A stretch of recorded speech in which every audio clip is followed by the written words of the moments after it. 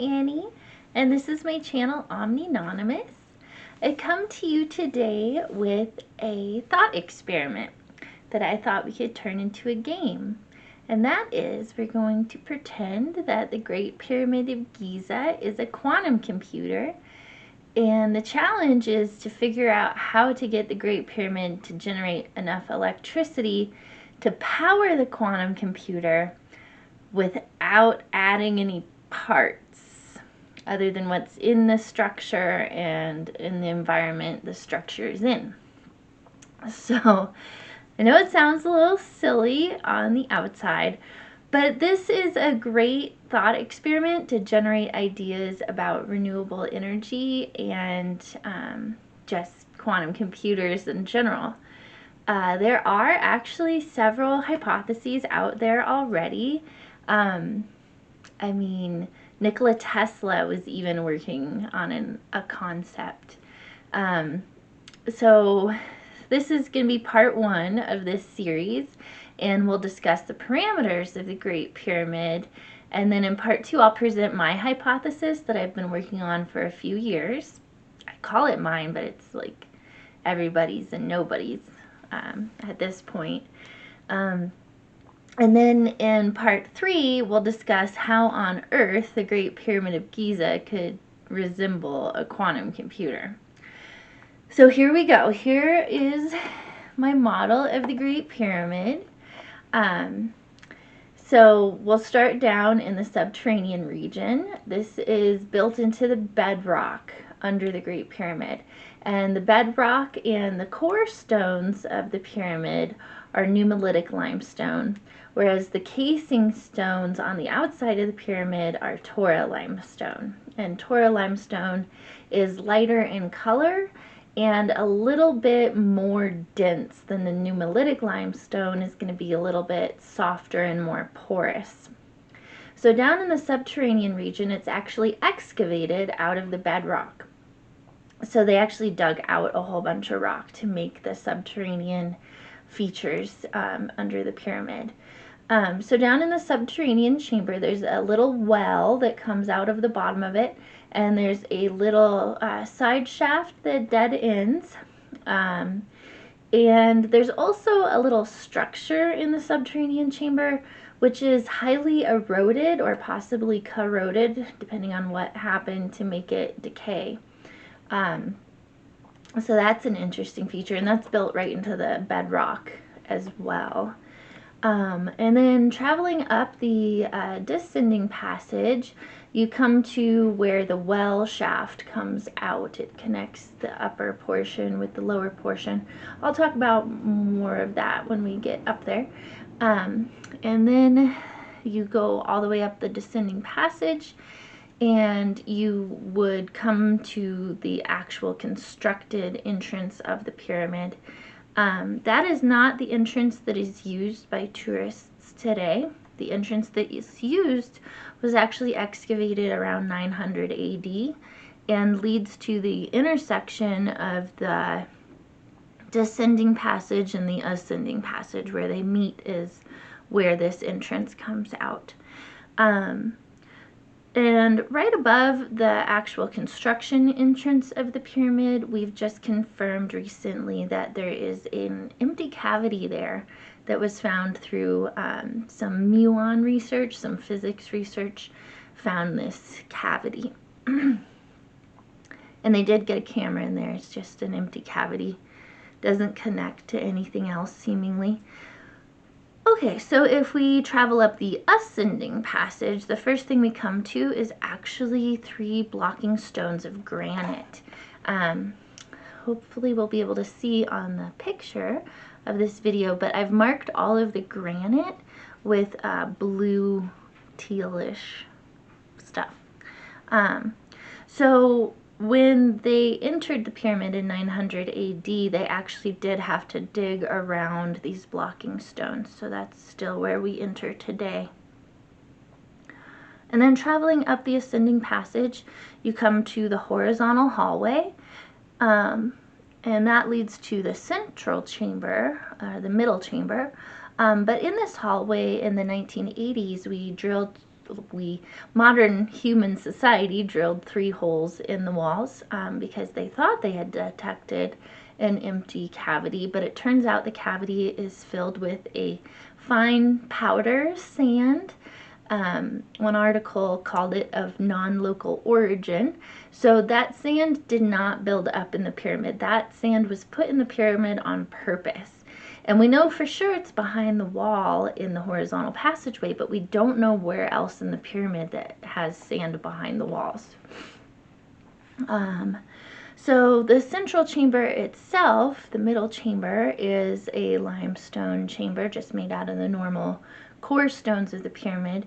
And it has a niche in the wall, and the niche has a core belt ceiling, but the ceiling of the central chamber itself is just a steepled, normal looking ceiling.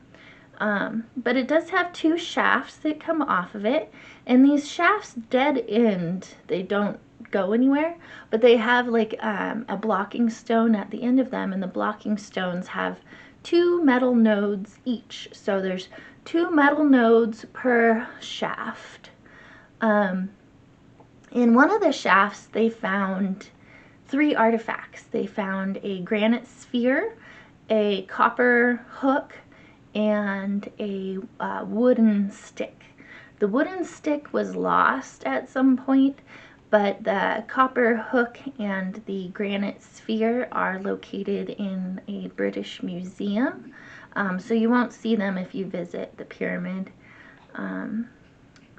And so coming back out, you go down the horizontal passageway, and then at this junction, pretty much right where the horizontal passageway, the grand gallery, that's the upper portion of the ascending passage, and then the lower portion of the ascending passage, that's where that well shaft comes down. And the well shaft goes down into what they call a grotto, and in the grotto is another granite block.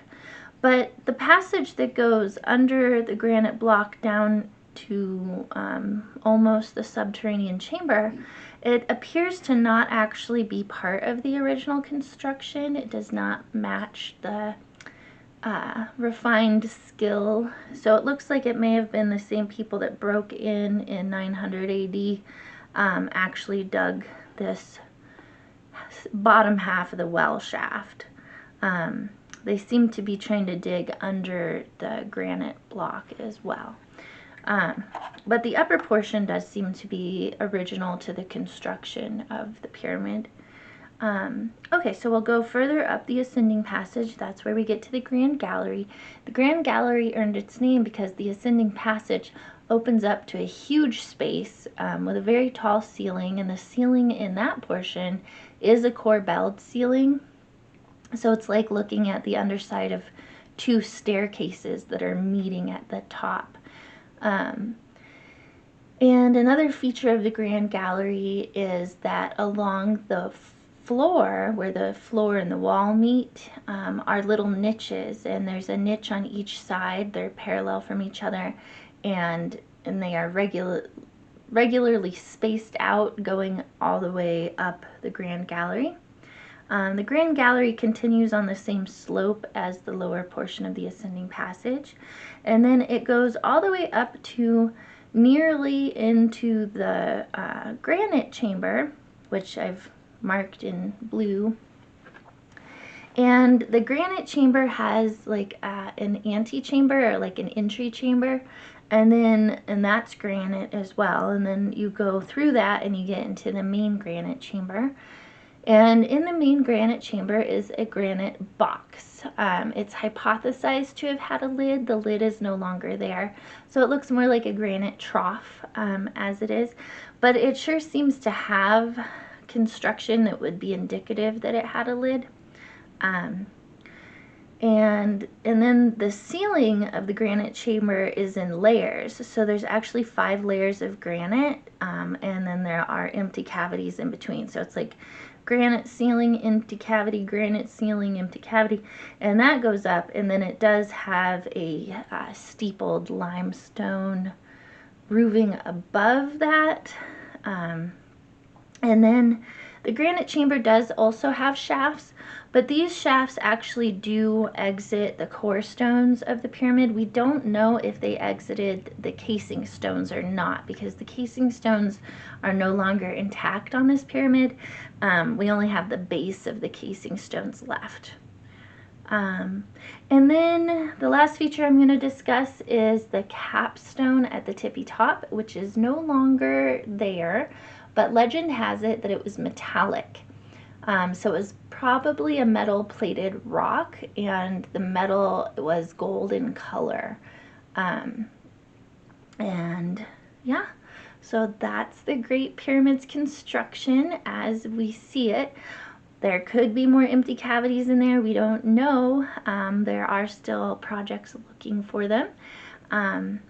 But yeah, so that is the parameters of the game, is to figure out how to get the Great Pyramid to generate electricity without adding anything to its structure, just the structure as it is.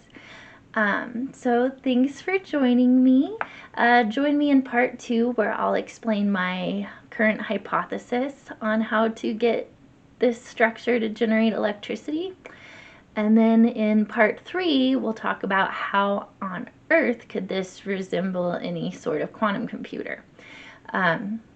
So yeah, I hope you choose to participate. You can put your ideas in the comments below, or make a YouTube yourself and put the link in the comments below. And if you wouldn't mind, you could like and subscribe. But yeah, thanks. Have a great day. Bye.